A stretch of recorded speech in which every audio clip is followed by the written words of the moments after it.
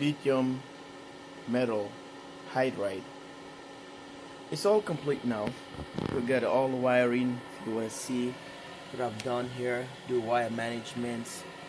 It's not too bad at all, right? So I have a 4-gauge wire I set up into these guys, flexible one. I combine this system into a 24 volt. Each string here is a 24 modules here, 24 modules. So that gives us a 48 modules. So if you see from this battery here, it's a different coloration. So the other one over there is a 12 batteries, all the way 12 batteries here. From this to this is 12. So same thing here. So it gives us a 48 modules. I wired them in a 24 volt configuration. So 12 volts, 12 volts. So I decided to series them. You can see the red wire going here to the black wire, and I have the black wire all the way comes here to the alligator clip, and the positive from here all the way to the disconnect here. So you see that it's a 200 amp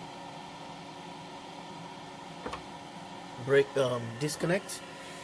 So we set it up this way, and we are charging the batteries now, linked with our back power system with Volkswagen e-Golf batteries.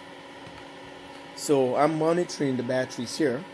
These ones can charge all the way to 15 volts on a 12 volts configuration. So if you wire them in series, that's about 30 volt. So I don't have much specifications on these batteries, but I will see what battery hookup, the numbers that battery hookup showed me or gave me or posted on the listing there. That's what I'm using now. So let's check it out here and see the batteries. Here are the batteries charging. Right now we're sitting at 30.6 volts. 30.6, and since I don't even know this battery's how much, it was a 15% or 30% discharge capacity that's already have in there, or the charge capacity, that's how they ship them, I don't know. So I'm just trying to fill up this battery. So I don't know yet if I'm gonna put inverter here, but I'm hoping putting a Victron Energy,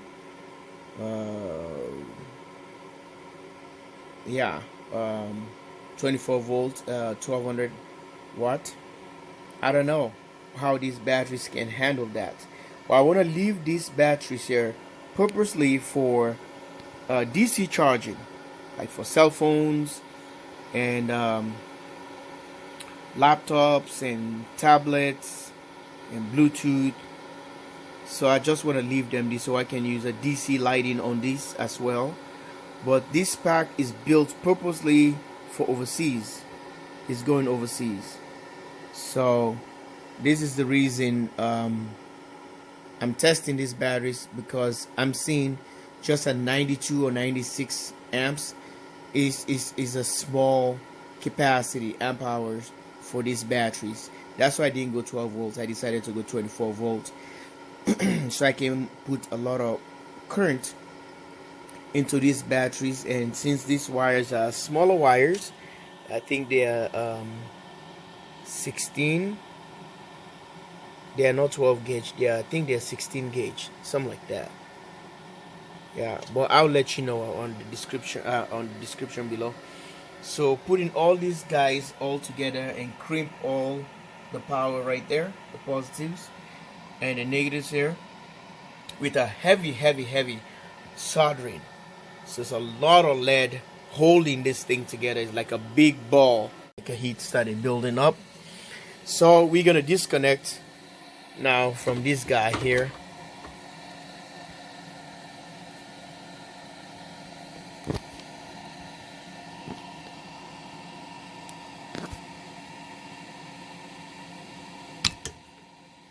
All right, stay tuned, like and subscribe. JW Solo USA, live from Minnesota.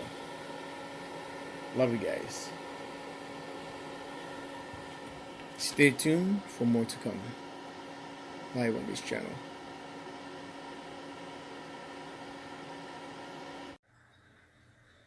Alright guys, more improvements for the battery box. And what I've done, I put a battery switch right here, 200 amp. It has an on and off and out. So, and I have a toggle switch here. And we have the AC part here. So there were holes here. You can see there's a hole right here. So I just use this as a vent. I was gonna put a fan right here, but it's too close to the batteries. If I put it inside, the fan is gonna be touching the batteries. I'm trying to put it in between here. So I tested one of these same mesh filter here. So that's the breaker right there. It's already connected. It's just the negative that left. So I need to put a bus bar on the floor right here, and with the positive as well to tie in there, and that have to come all the way out somewhere to put the maybe I can able to utilize these holes again here, back here, for the charging ports with the USB port, and open them up so I can put them charging, DC charging port, because this metal is really strong metal. So I just put this one temporarily in case I don't have to do that. Then I can just utilize this as a vent, like an intake. And I'm trying to put a fan right down here, which is here, and to circulate the air. I was thinking about putting it somewhere in the middle here or the top there, which I already put the disconnect, because I tried it first here and it works. I can utilize it here. But if I decided to put an inverter, I can use this as the AC part of it. So this is another, the toggle switch I was telling you guys, that's supposed to run the fan, the DC fan right here. But since the one old plan was for 12 volts and now is a 24 volt, so I have to find a 24 volt DC fan to put in here. But I don't have the machine to cut this one old place here, right from here, so I can put a fan. But it's gonna be a size like this. So if I have that, then I can put the fan right here, so you can pull the air from inside, and with the help of these holes right here, the vent, that will bring fans air in. And with these guys right here, this place like the knockout areas, they can suck air from these holes. But I'm gonna try and use these guys here for maybe putting the charge controller, maybe mount the charge controller on the side here like a Victron, or trying to mount it up here, because this box is gonna be standing vertical. See, I want to put it up here, or I can decide to put it down here, the inverter down here. Well, I have to find a way to cool these batteries. I can mount the inverter here, so this box can stand up all the way right up. The inverter is going to be down here. Drill a hole, get a connector here for the AC part of it, so we can able to, like an inverter charger, we can do this side for charging this the pack. Okay, that's what the AC input. I can just use the extension cord. Well, this is what I have for you guys. I hope it makes sense.